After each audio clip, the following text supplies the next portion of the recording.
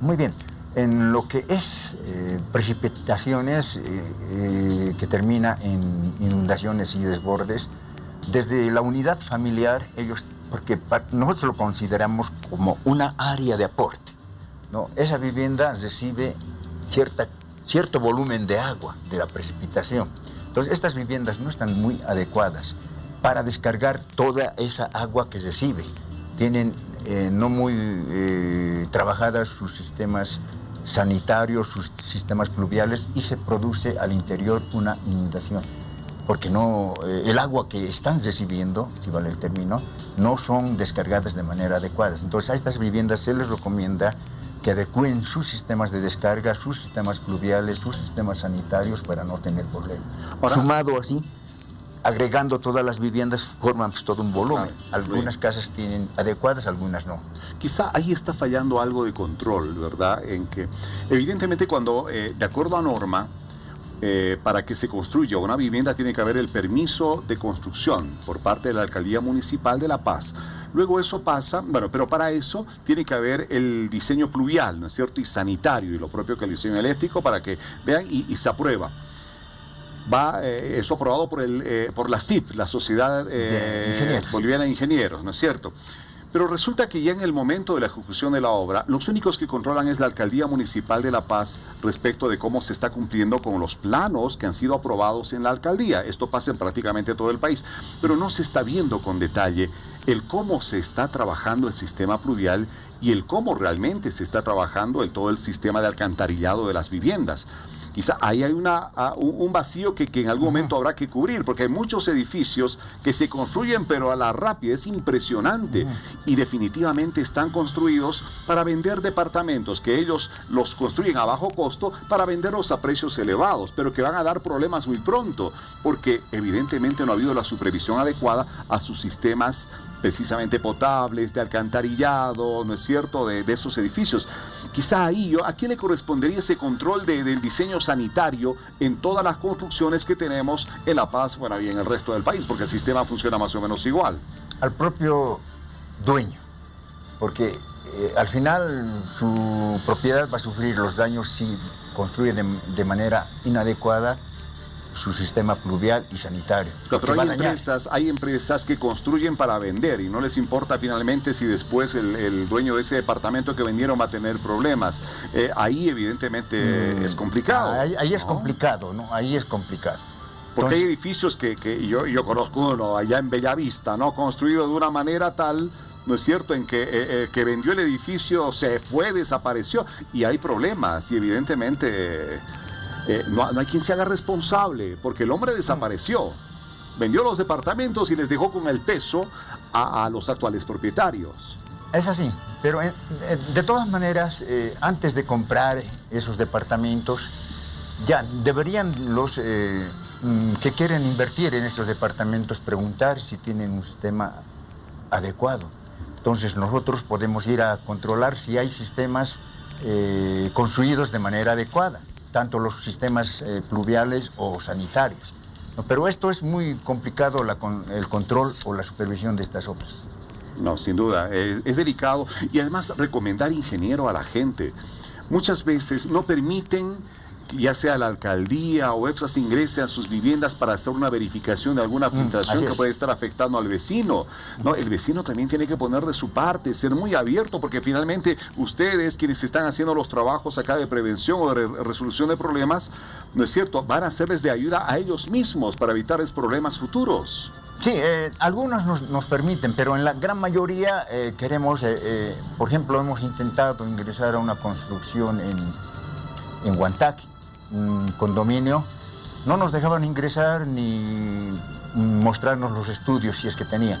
Bueno, es muy complicado, como son propietarios, podemos conflictuarnos. Es mejor, a través de fiscalización de las alcaldías, notificarles para que presenten los documentos de construcción o los documentos que tienen sus estudios de suelos, estudios estructurales, estudios sanitarios, estudios, etcétera, para que nosotros revisemos. Hasta ahí llegamos.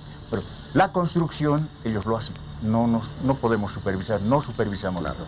Hace un momento, ingeniero, usted me respondía acerca de cómo pueden estar las familias más preparadas, sobre todo en estas épocas intensas de lluvias donde se puede suscitar inundaciones, de deslizamientos y demás. Usted me respondía, control de sistemas, control de suelos, estructuras, ya muy bien. Pero también hace otra pregunta, ¿cómo se puede actuar en ese momento? Las personas que se ven ya en un momento de deslizamientos, de inundaciones, ¿cómo tienen que actuar? ¿Cuáles son las mejores actitudes que deben tomar en ese instante para poder salvar sus vidas y también de sus familiares?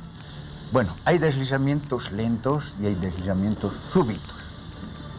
Los deslizamientos lentos te avisan o notificamos y evacuamos. Evacuar y ellos también tienen que abandonar cuando es lento. ¿Qué tipo de características se presentan en esos deslizamientos lentos que puedan ya ir tomando en cuenta las personas? Está aceptando. Se están mostrando... en realidad, esto de Pampajasi ha sido lento, no ha sido súbito, ¿no? Entonces, se presentan grietas en las calles, grietas en las viviendas. Les decimos, previo a eso, se hace una valoración del área de riesgo. Previo a todo eso, con los asentamientos, etcétera, nosotros vamos monitoreando el comportamiento de ese suelo. Se va mostrando fisuras, grietas, etcétera. Notificamos a las viviendas. Esto va a tener connotaciones terribles. Tiene que evacuar, tiene que buscar otro lugar. Bueno, no hacen caso. Bueno, ese es el proceso de crecimiento de los deslizamientos. Va incrementándose poco a poco. Pero cuando ya muestra su parte más temible, entonces los vecinos recién salen. Y esa vez que nosotros hemos actuado, hemos llevado muchas volquetas para rescatar sus bienes inicialmente. Eso se hace. Los deslizamientos avisan para que evacuemos a la gente, pero los súbitos, esos sí son temibles. No hemos experimentado en nuestro medio un deslizamiento súbito como en otros países. Sepulta. No sé, recientemente hubo en un país que no, sepulta. En las noches ocurre. Antes de eruptar ocurre y sepulta a toda la población. Esos son deslizamientos súbitos, rápidos. Entonces ahí no hay ni modo, seguramente no han hecho un control, no tenían un mapa de riesgos, no tenían mapeado los deslizamientos, etcétera, etcétera. Entonces cuando son súbitos es muy difícil de poder evacuar. Cuando son lentos, entonces evacuamos todas esas viviendas, hacemos campamentos, hacemos carpas, etcétera, una serie de cosas donde pueden pernoctar durante el proceso de manifestación o de liberación de energía del deslizamiento. Ingeniero, usted que ha trabajado en tantas zonas de deslizamientos, de inundaciones, de riadas y demás, estoy segura que en su memoria han quedado registradas muchas experiencias lamentables, trágicas, impactantes de estas zonas de desastre y de tantas familias afectadas. ¿Puede comentarnos alguna de esas experiencias? A ver, una experiencia que nosotros hemos vivido era en la crecida del río Achumani, en la calle 12, en la confluencia de los ríos Irpavi y Achumani, por donde es el colegio militar. ¿Qué año fue esto? No recuerdo, pero ha debido ser posterior al 2002. No, entonces, de todas maneras, era cuando se estaba haciendo una inspección a los ríos, precisamente controlando las crecidas. Haciendo un paréntesis, en todo el río Achumani, canalización del río Achumani, existen puentes inadecuados que generan perturbación a las aguas y generan desborde de los ríos.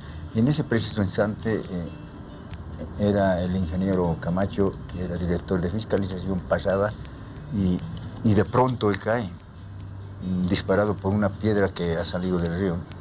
Ha caído muerto y arrastrado por el río y en la calle. Esa experiencia nos ha impactado terriblemente. Hemos perdido uno de nuestros colegas en esa experiencia. Y también otra en el mismo río, como hemos visto personas imprudentes con sus camionetas estacionados en medio del puente, en una de esas crecidas, camiones y automóvil y personas adentro. Todos adentro. Lo que ocurrió en el puente del río en Lipari. No, en el río Achumani. En el río Achumani fue eso, bueno, fue otro caso ese, pero fue realmente terrible. Es que a ustedes les toca estar en aquellos lugares a donde sacan a la gente del peligro. Ustedes tienen que estar precisamente en ese lugar, poniendo en riesgo sus vidas. viven momentos obviamente de bastante incertidumbre. Ustedes han tenido una acción, por ejemplo, entre la noche del día miércoles y jueves, pero realmente muy exigente. 20 emergencias en una noche, o sea, es lo que les toca. Sí, precisamente en toda la ciudad tenemos distribuidos nuestras bases.